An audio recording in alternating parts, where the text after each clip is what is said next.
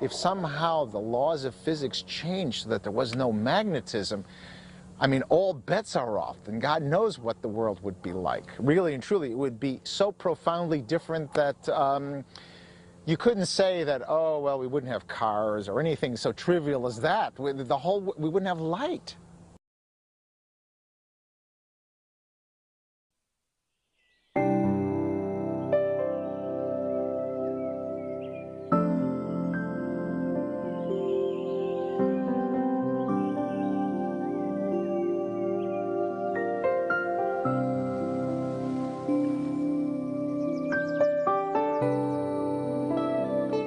If you look at our fellow inhabitants on Earth, they seem to know where they're going. But how do they know? Biomagnetism may be the answer. Well, there's been speculation for a long time about the Earth's magnetic field providing a cue that could be used by organisms, especially after humans were able to use the magnetic compass as a navigational aid. People speculated, well, the Earth's magnetic field could also provide a cue to other organisms in navigating their way through the world.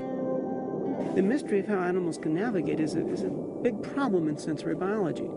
How does an animal know to do that? And various groups of biologists have studied this, and it turns out you discover that animals are extremely clever. Pigeons, for example, can hear sounds both higher and lower frequencies than humans do. They can hear bridge vibrations in New York, in Homonit. They can see polarized light patterns in the sky. They have a sun compass.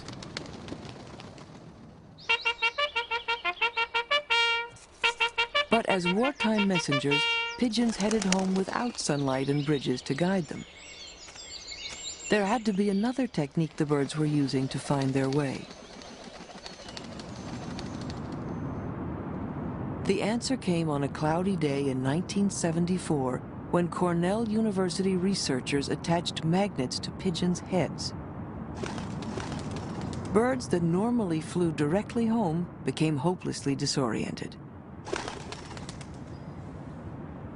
Findings that pigeons can use magnetism to navigate prompted new studies in animal migration.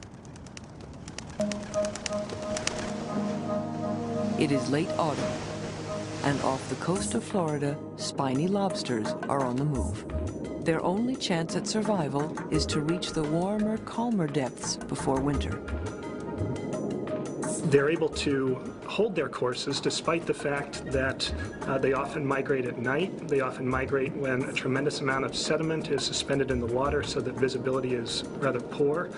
And they're able to migrate under conditions in which waves and water currents are impinging upon them from different directions.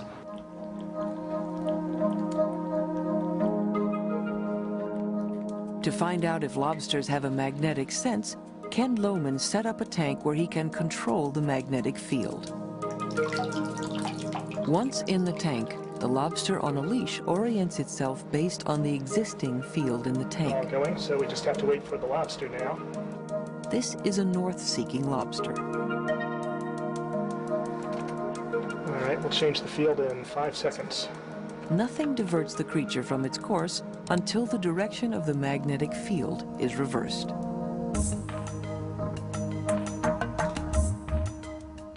Our results from the laboratory experiments demonstrate that lobsters have the ability to orient by sensing the Earth's magnetic field.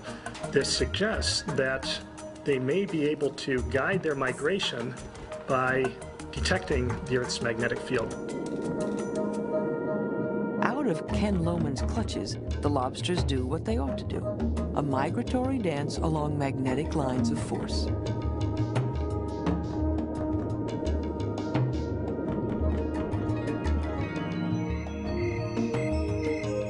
The ability to detect magnetic fields goes beyond pigeons and lobsters.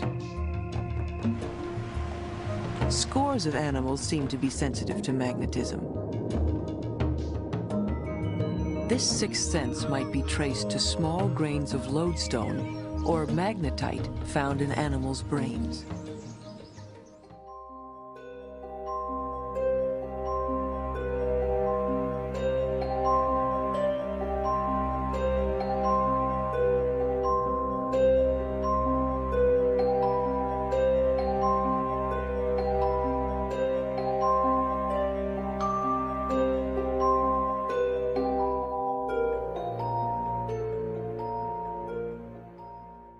Earth's inner core.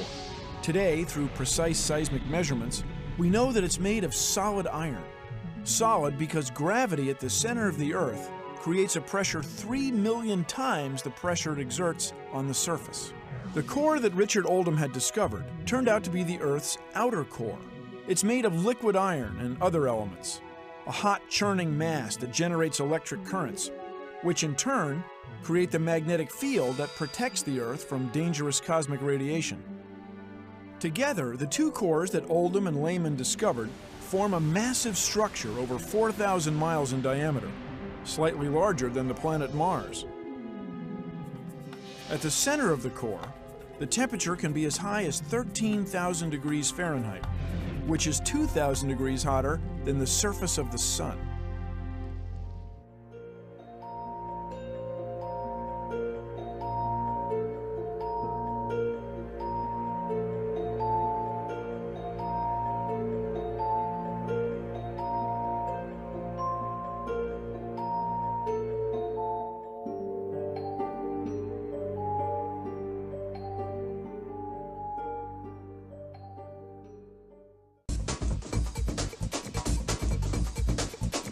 And these molds are made in a wide variety of shapes and sizes. Now it's time to mix together the ingredients for the magnets themselves. They include copper, cobalt, sulfur, nickel, pure iron, aluminum, and titanium. All of these metals are loaded into an electrical induction furnace. It generates a pulsating electromagnetic field that heats the metal to almost 3,000 degrees Fahrenheit, melting everything into a molten soup.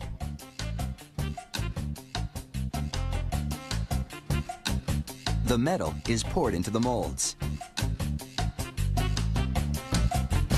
All of the pieces are shoveled into a bin, and workers separate the metal from the sand chunks using what else? A magnet. But these metal pieces aren't yet magnetized themselves. That will come later. A set of rings designed for use in electric motors is threaded onto a copper pipe. The ring-covered pipe is placed in a tube. Then, silica sand is packed in to hold the rings in position. Both ends of the tube are sealed with concrete.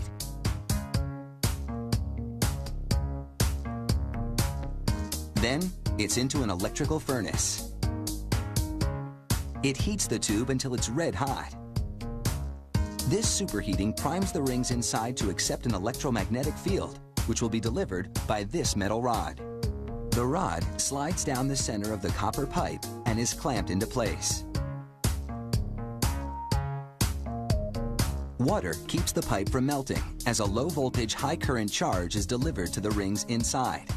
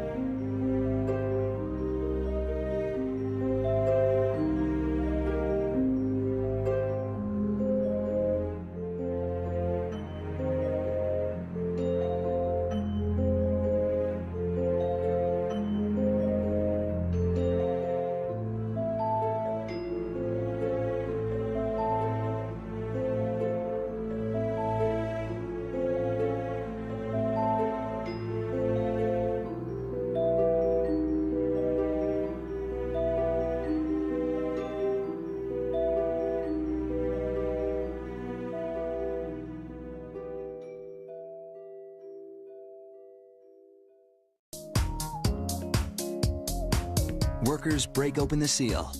The process has left the rings mildly magnetized.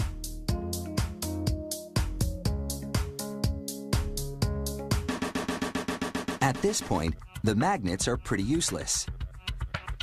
But this machine empowers them with a strong electromagnetic charge.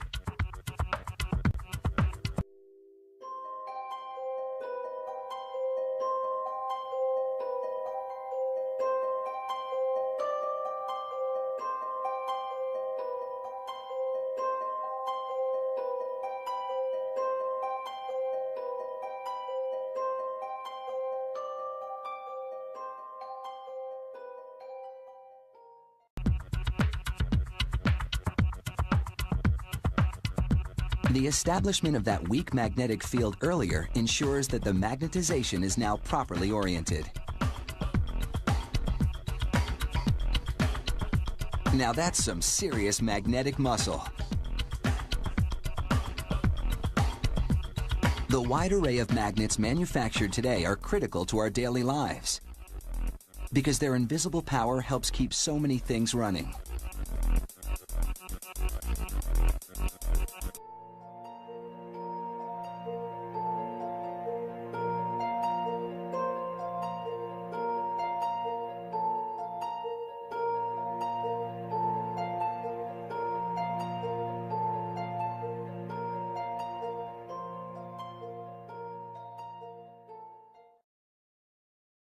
A magnet loses its magnetism if it is heated above a certain temperature called its Curie point.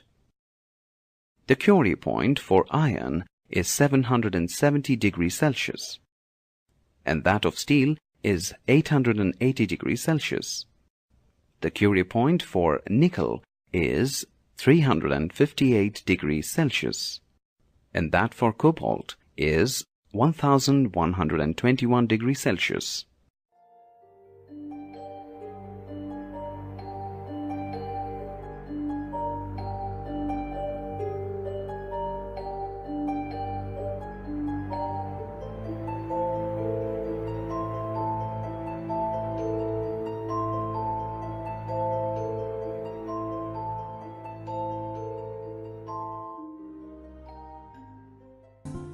The upper part of the mantle is rigid, while at greater depths, the rock is partially melted at temperatures as high as 3,000 degrees Celsius. Finally, the center of Earth is called the core. It is an extremely dense area, composed mainly of metals, where the temperature is above 6,000 degrees Celsius. Together, the two cores that Oldham and Lehman discovered form a massive structure over 4,000 miles in diameter, slightly larger than the planet Mars. At the center of the core, the temperature can be as high as 13,000 degrees Fahrenheit, which is 2,000 degrees hotter than the surface of the sun.